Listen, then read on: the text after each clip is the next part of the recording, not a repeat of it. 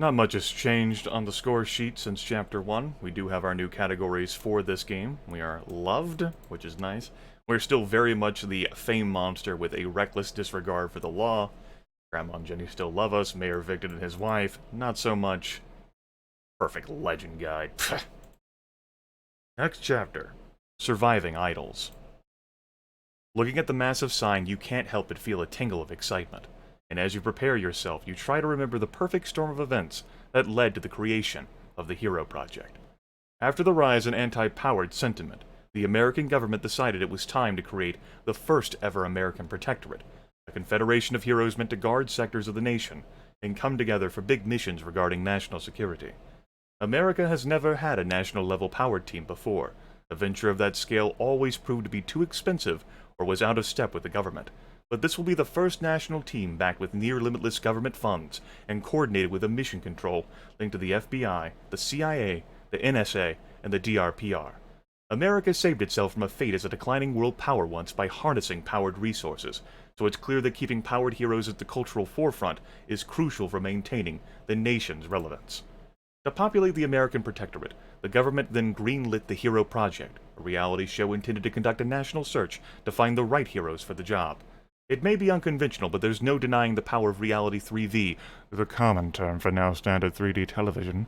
Plus, forming this team on 3V is a sure way to guarantee the public's support since they'll eventually have a hand in choosing which heroes make the American Protectorate. If the Hero Project has its way, the show will be the next ratings smash, and even if it isn't, the winners are slated to become a part of a hero venture that will make the Millennial Group look like a preschool playdate. So, as you are looking for the next big move in your career, Jenny told you about the Hero Project, which will base its national headquarters in Millennial City, the powered capital of the nation if not the world. You both agreed this was not an opportunity to be missed, but how do you feel about potentially being a part of a reality show? Anything more exciting? Beneath me? No strong opinion either way. Means to an end. Great way to meet the other powered heroes. I think the fame monster here just sees it as a means to an end and nothing more. This show grants you the opportunity to be a part of the most exciting heroic venture in the nation, and that's the only reason you're here. For better or worse, this is the next big thing in powered heroics, and you aim to stay on the cutting edge, no matter what.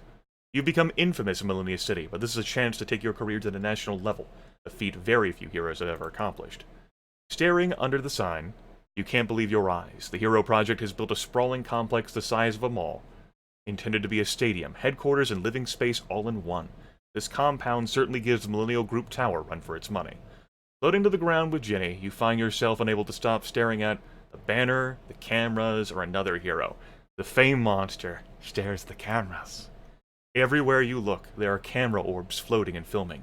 You wonder if they're programmed to capture certain aspects of their human operators somewhere hidden in the complex. Stop drooling, Ineffable, and follow me. There's a separate sign-up for established names. And how do you know that? You ask, thinking that some of the faces you recognize in the general casting line are pretty established themselves. I have a client enrolling, she's in that category. Or did you think I just came here to support little old you? Before you can respond, Jenny spots something across the lot. Actually gotta run, darling. Knock him dead. Wait, you were supposed to... But Jenny is already gone. She was supposed to walk you through the sign-up process. It looks like you'll have to handle it yourself. She says it's a separate sign-up for us, and we're going to the damn separate sign-up into the general casting line. We are the fucking Ineffable. Turning around, you walk forward with purpose, making it look like you know exactly where you're headed. Thankfully, a few long corridors later, you see a table set up with large golden letters that read VIP. Hi, I'm here for the VIP sign-up, you say with as much authority as you can muster, which, according to how I just read that sentence, wasn't much. The casting producer glances up at you, then quickly away. I'm sorry, I don't know who you are, she says, but there's a separate sign-up for gene hazards. What did you just... Reaper, I don't know how to read this, you saucy minx. You hear the voice and have no idea where to place it. You spin around but don't see anyone. Tally-ho, down below! You look down to find an enormous man in a hot pink people mover. He has to weigh at least 500 pounds, and you immediately wonder if it's a side effect of some bizarre power set. Your second thought is that you've never met this man, and he's calling you by your last name. I must say, I'm a huge fan, he says, spinning his chair. I've been following the whole Salacious story like an aged soap addict. Scurry along now, scurry along. The man motors away at a surprising clip, people clearing out of his way as he rolls. You have to half run just to keep up. Sorry if any of our folk weren't treating you spiggity as spam. Can't expect everyone to love the new you, but you've come to the right man. I'm GG, but you can call me executive producer GG. I simply j'adore the new costume, by the by. Now, while we're traversing, what's your angle going to be? Excuse me?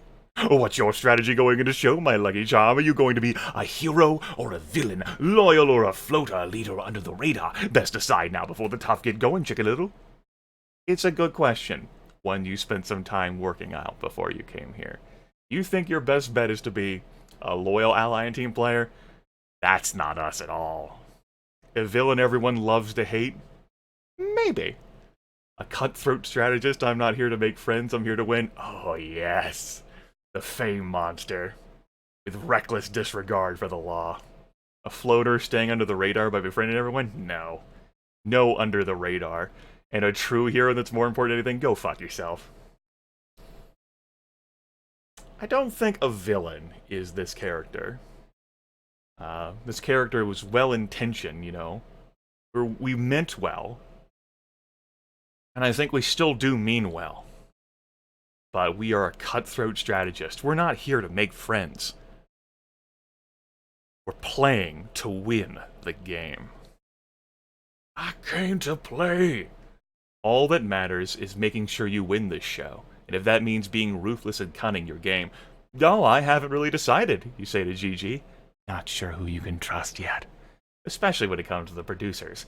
Plus, you have to see how you really want to behave when the time comes. You know what they say about the best laid plans. Whatever you decide, you know that remaining consistent with your strategy is important. You will probably be rewarded for making choices that reinforce the same strategic decision. Okay, I understand, game.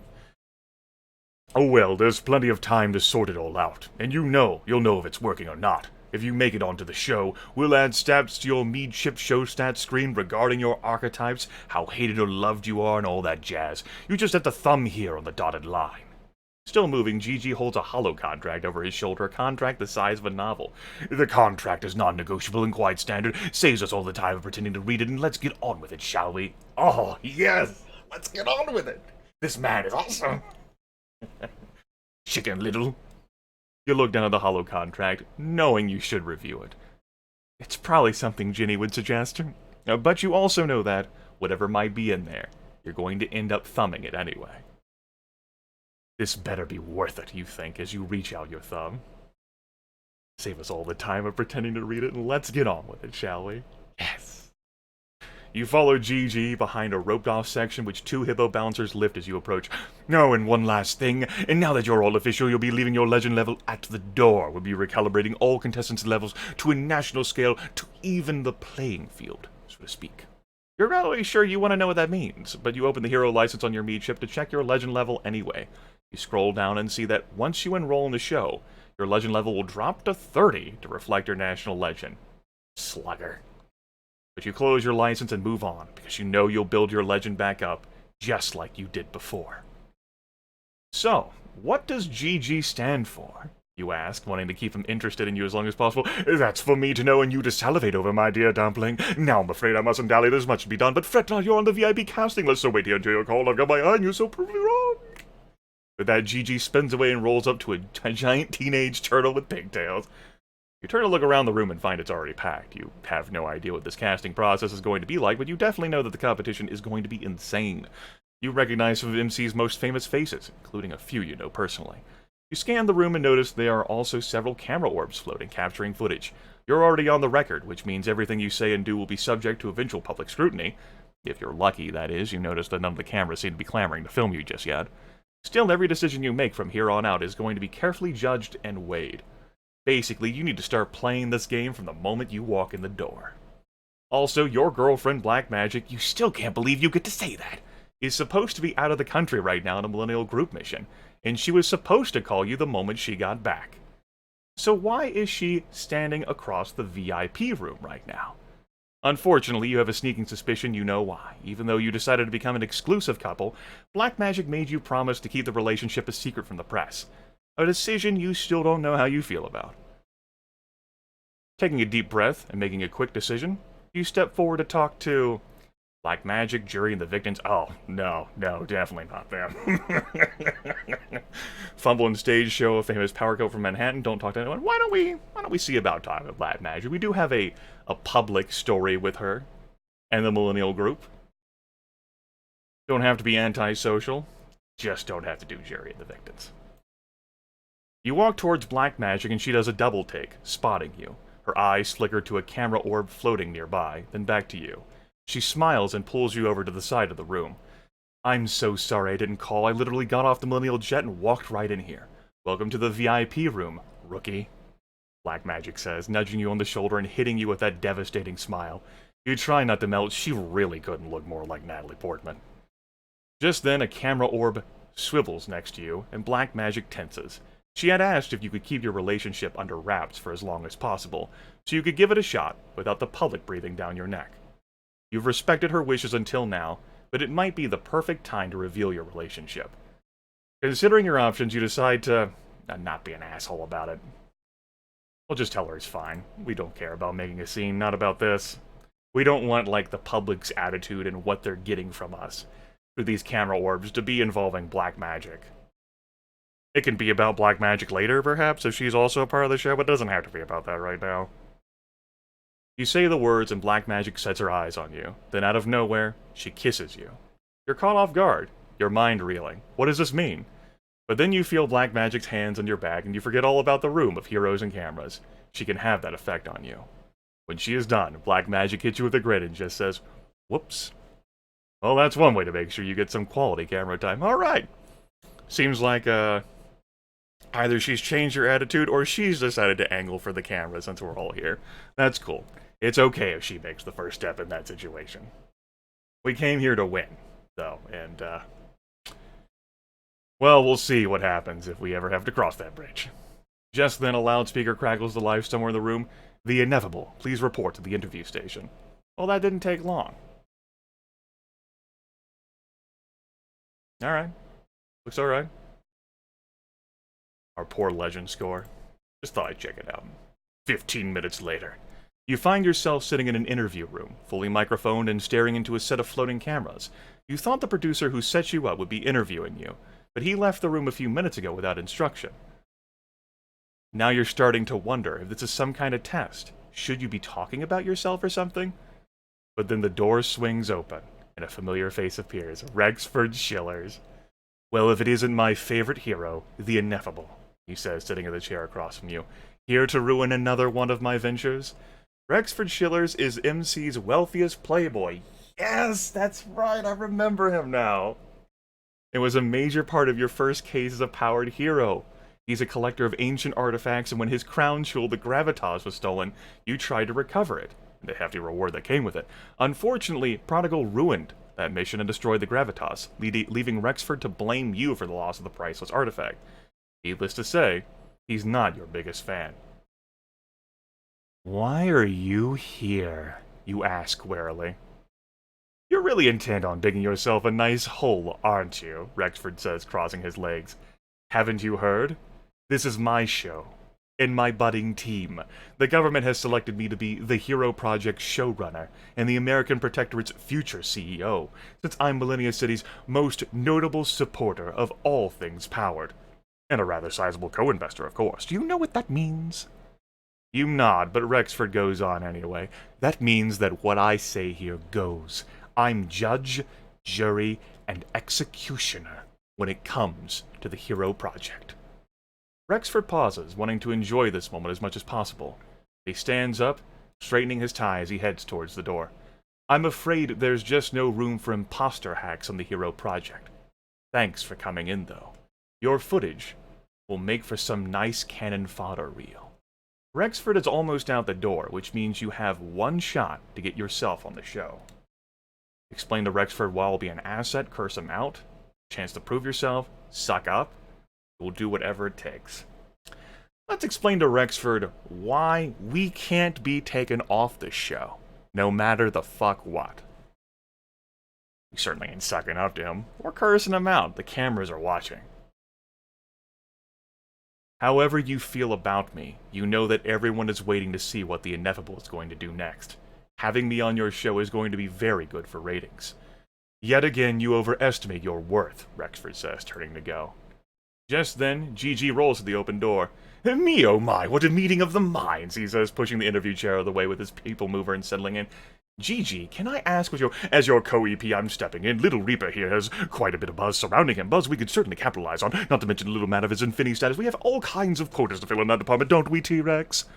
Gigi and Rexford lock eyes, and you can see Rexford's wheels turning. He obviously wants to argue with Gigi, but get on with it, then. With that, Rexford is out the door. And for better or worse, you know this little exchange just set the tone for your relationship with Rexford.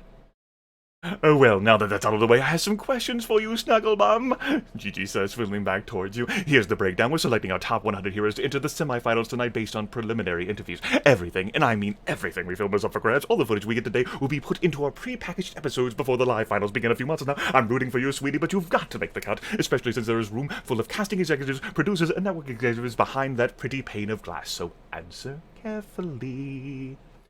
Gigi takes a moment to make sure all the cameras are in order, then turns to you. Let's get started then. What's your goal for joining the Hero Project? Role model? Work with the best? How powerful I've become?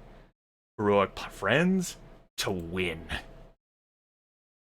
Gigi nods, seeming to like your response, which is good, because your answer was completely honest, tailor-made purely for the cameras, and accurate. And happens to be the perfect answer to appeal to your fans, then so be it.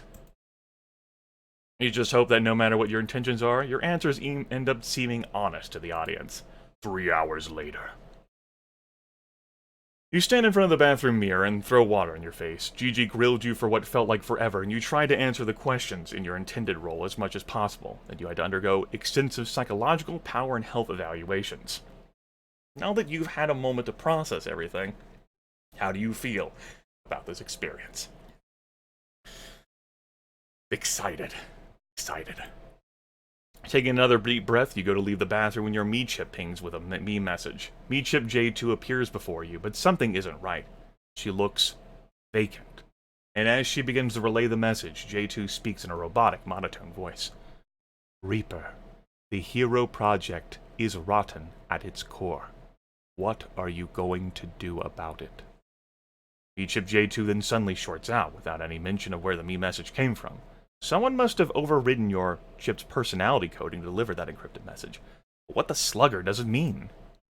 You walk outside the bathroom, head still spinning. Who sent you that message? And is it some kind of prank? Or could there really be a conspiracy brewing under the surface of the Hero Project? Before you can answer any of these questions, you're suddenly assaulted by a herd of camera orbs, all spinning around a man who looks like a Ken doll come to life. You instantly recognize him as Colton Quick, host of America's #1 daytime talk show, Quickies. The inevitable, I have some news for you, Colton says, putting a hand on your shoulder. As the Hero Project's host, it's my job to let the contestants know when they've been eliminated. Colton takes a beat to give the camera his patented pout, then turns back to you. It's also my job to tell the contestants when they've made it into the top 100, he says, smiling so big you can see the whitening strips on his molars. Welcome to the Hero Project, Ineffable.